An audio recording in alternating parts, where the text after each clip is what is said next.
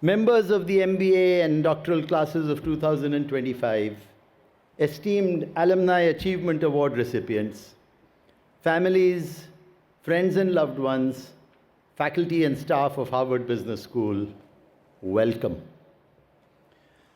I am delighted to be with you on this joyous day, and I speak on behalf of the entire HBS community when I say to our graduating students and Alumni Achievement Award recipients, congratulations and well done. I know how special today is to you because I have seen your excitement building these last few days as you show your family around campus, try out your regalia, maybe snap a photo or two at key landmarks on campus, and reminisce with one another as you prepare for what is next. I know the pride and joy all of you feel. As I look out over Baker Lawn, it is a truly awe-inspiring sight, and I'm honored to be sharing in this celebration with all of you. So let's begin.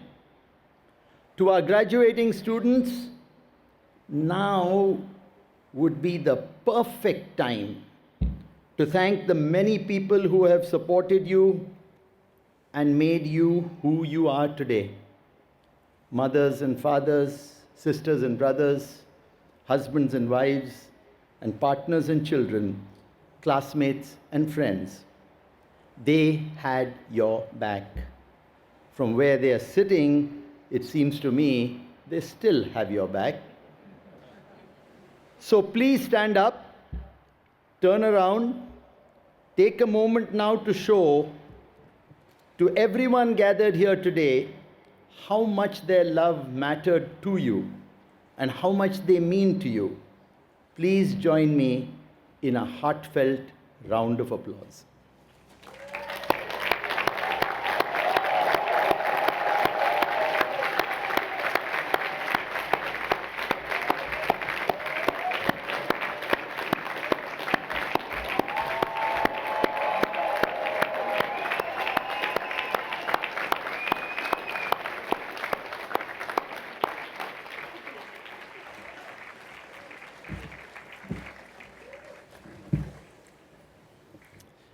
I've had the privilege of watching a number of classes walk across this stage to receive their diplomas. Each is truly memorable, distinguished by some special aspect of their time on campus. The class of 2025 has been at the school during a period marked by extraordinary unrest and upheaval. From the turmoil at colleges and universities throughout the United States following October 7th, 2023, to the recent federal actions that challenge Harvard's future. Across the university and here at Harvard Business School, significant efforts have been made to acknowledge real shortcomings and to take accountability for and correct mistakes we have made. This has not been easy. I will always be deeply grateful for how you worked with us in a spirit of partnership to preserve the ties that bind our community together. In the last month, the university has filed lawsuits against the federal government defending its academic freedom and its right to enroll foreign students.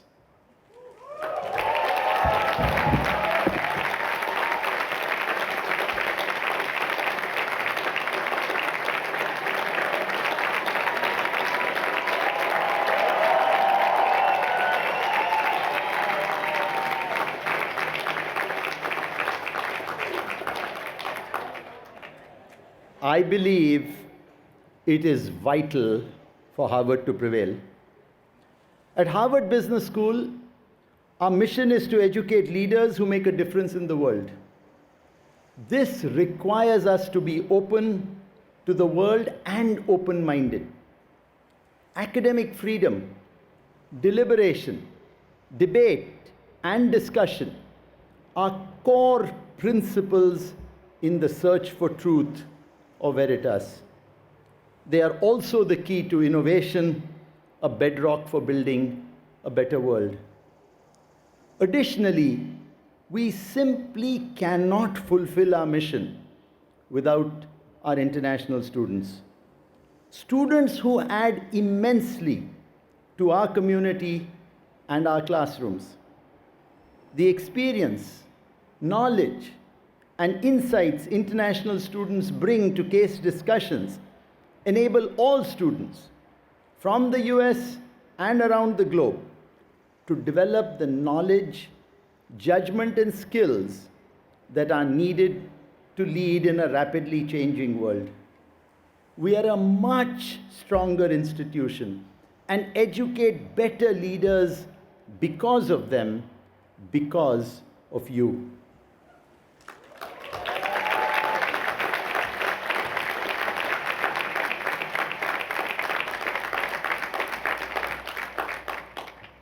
Yet, even as you faced challenges during your time at Harvard Business School, I am incredibly thankful that you helped us move forward with strategic priorities, including leveraging digital technologies and generative AI tools to enhance teaching and learning.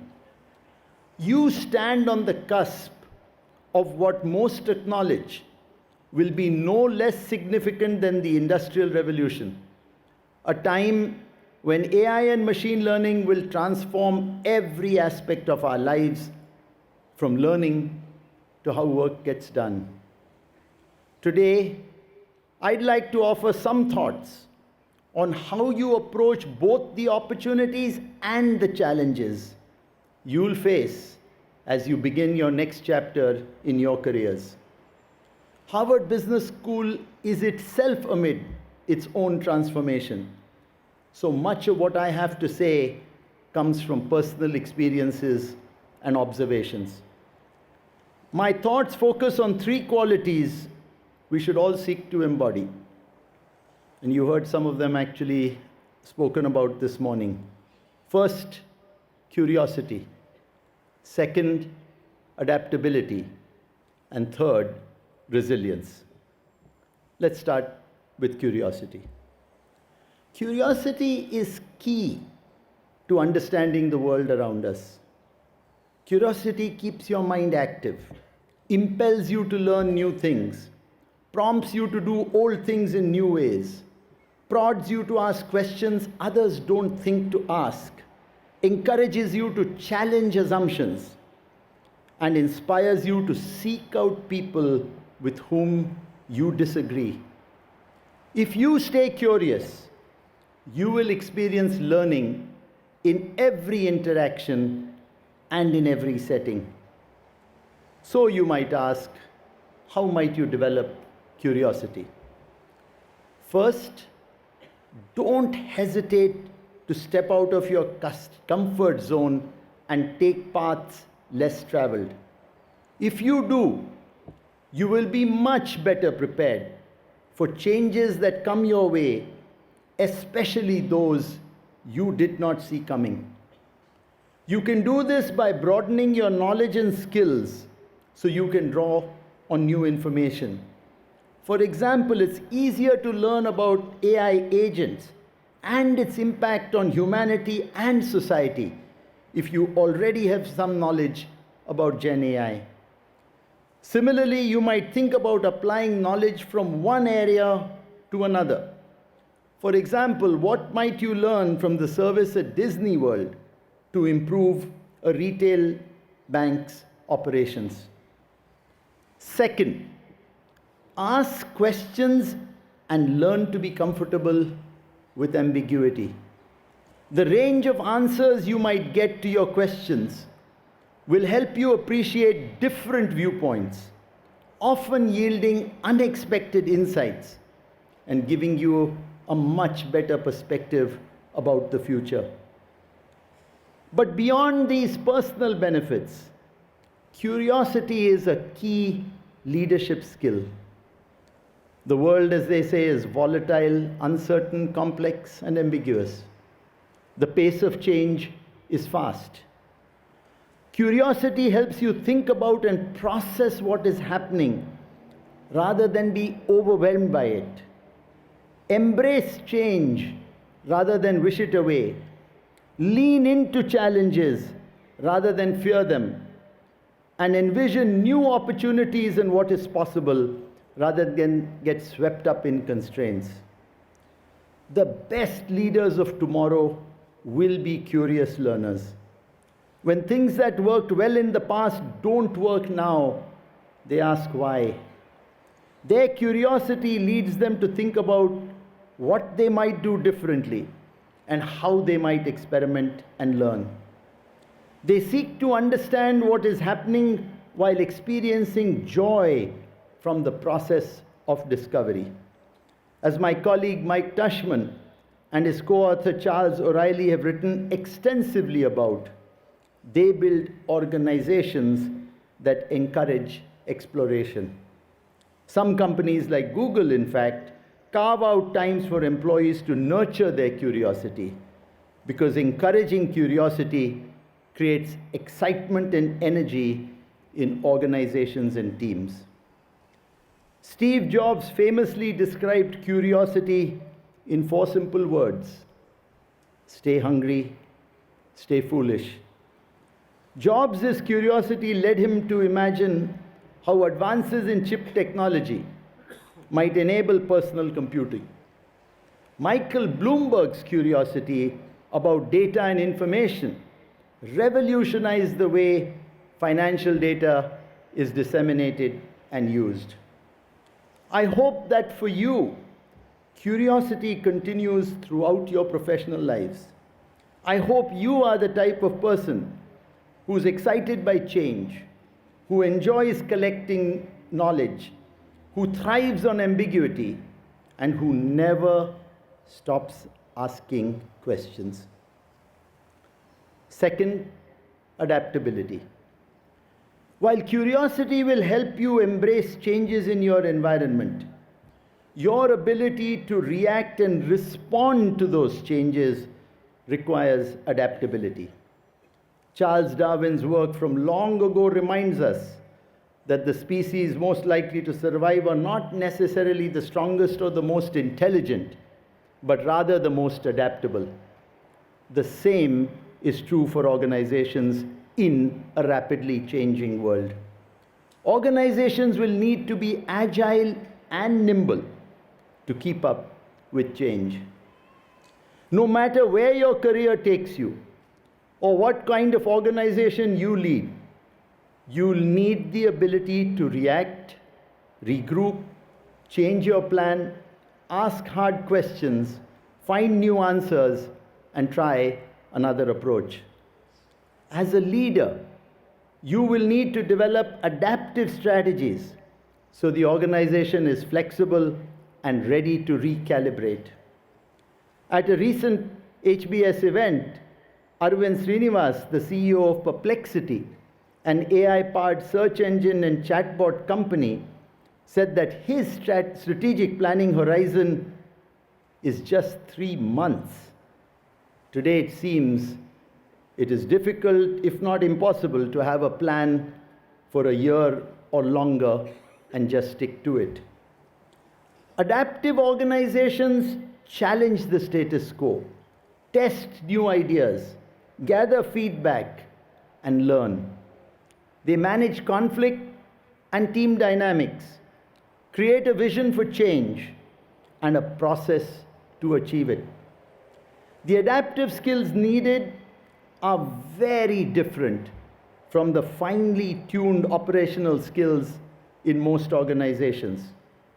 So in many cases, it will mean reskilling the workforce or hiring new people. None of this is easy, but it is also why adaptive organizations survive and thrive. Whether one thinks of Hewlett-Packard, Microsoft, Samsung, or Toyota, the ability of these organizations to adapt is key to the long-term success they have enjoyed. So why is it difficult for organizations to adapt and change.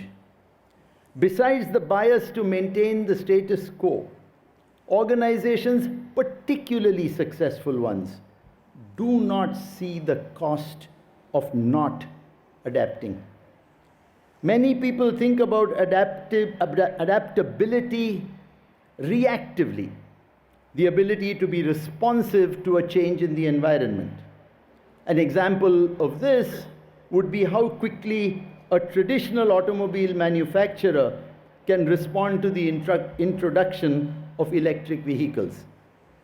But I would encourage you to think about a different kind of adaptability, the proactive vision to anticipate changes before they happen, and the courage to act on that vision quickly.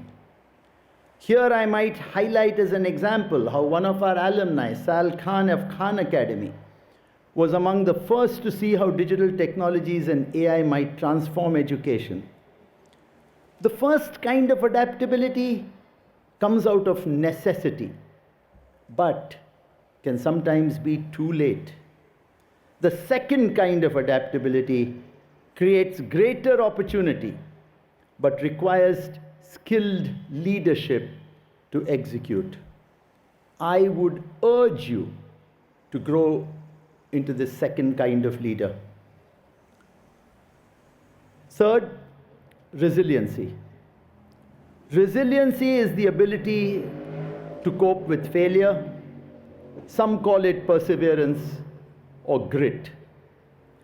The best way to navigate a volatile and uncertain world is to be curious and adaptable. Yet, things will not always go your way. What you do when that happens will define your career.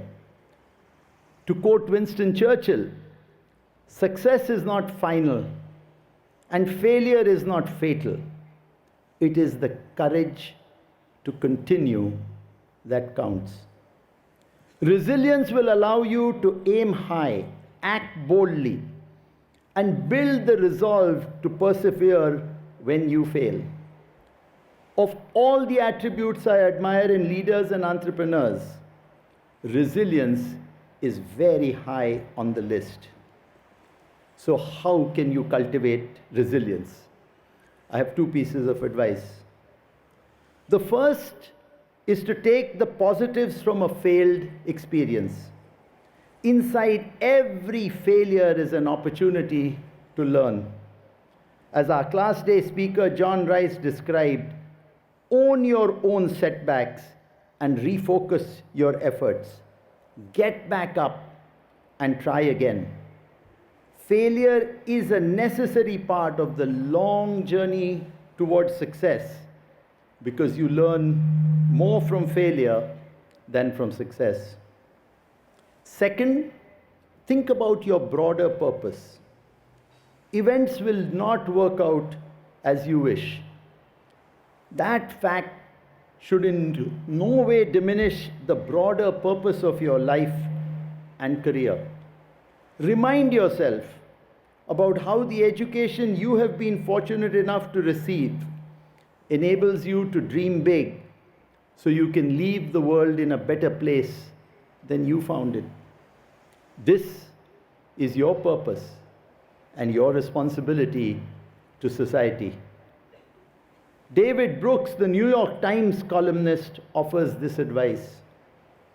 The people we admire for being resilient are not hard, they are ardent. They have a fervent commitment to some cause, some ideal, or some relationship.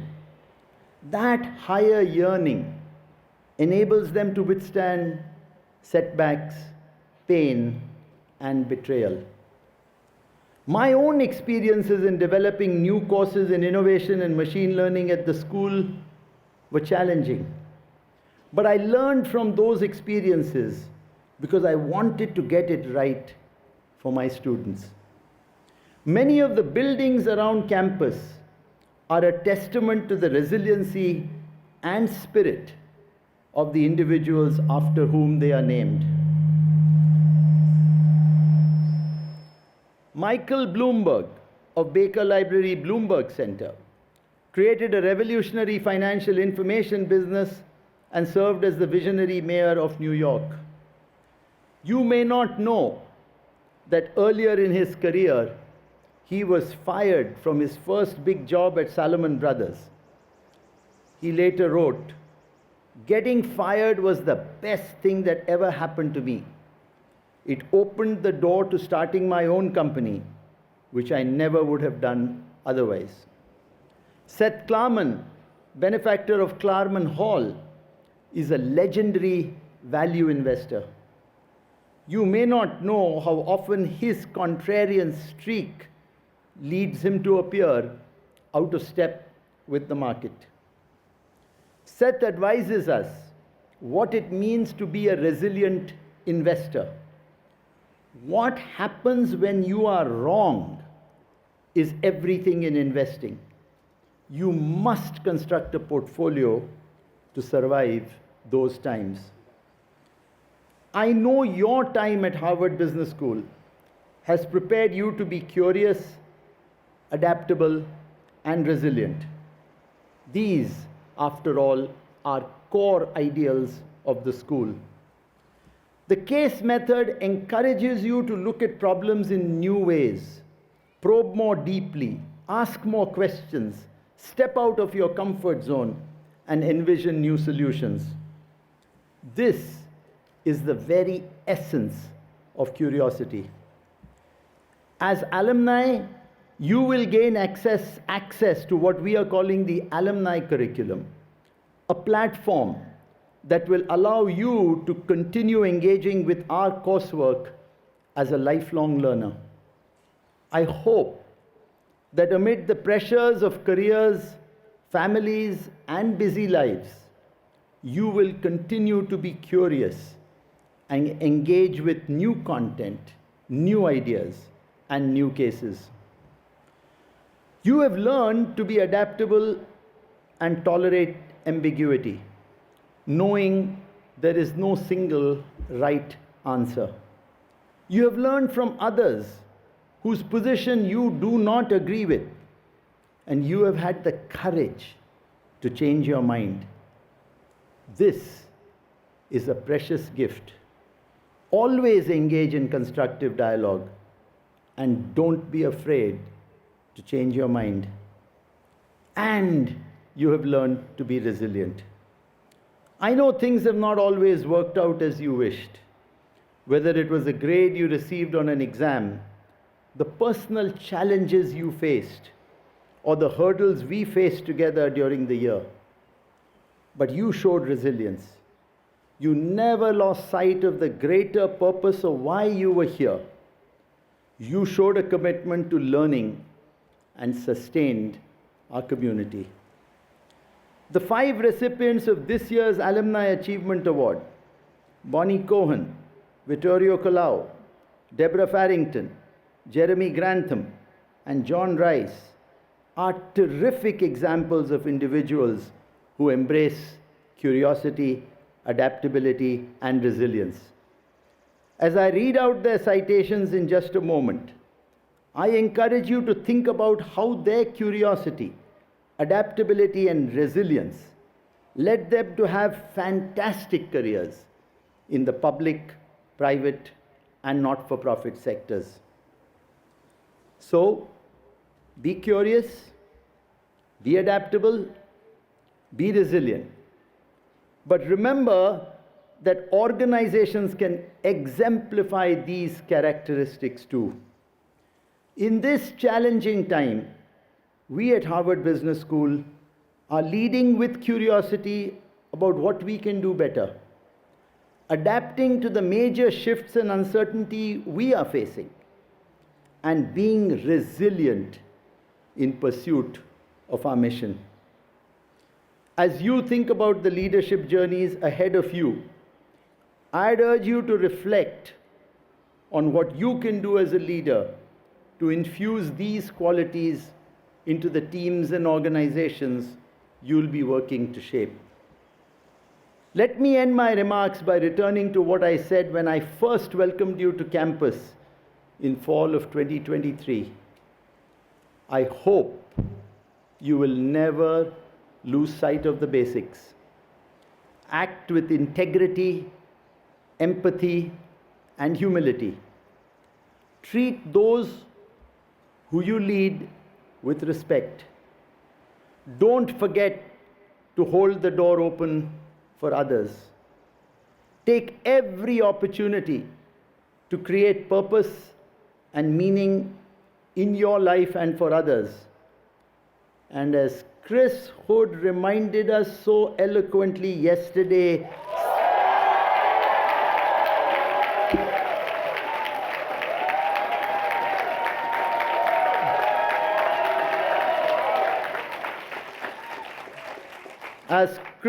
reminded us so eloquently yesterday, spend time in reflection even as you live life to the fullest. I know I speak on behalf of our entire community when I say how proud we are of you and what high hopes we have for you. We offer you congratulations and our very best wishes. Thank you very, very much.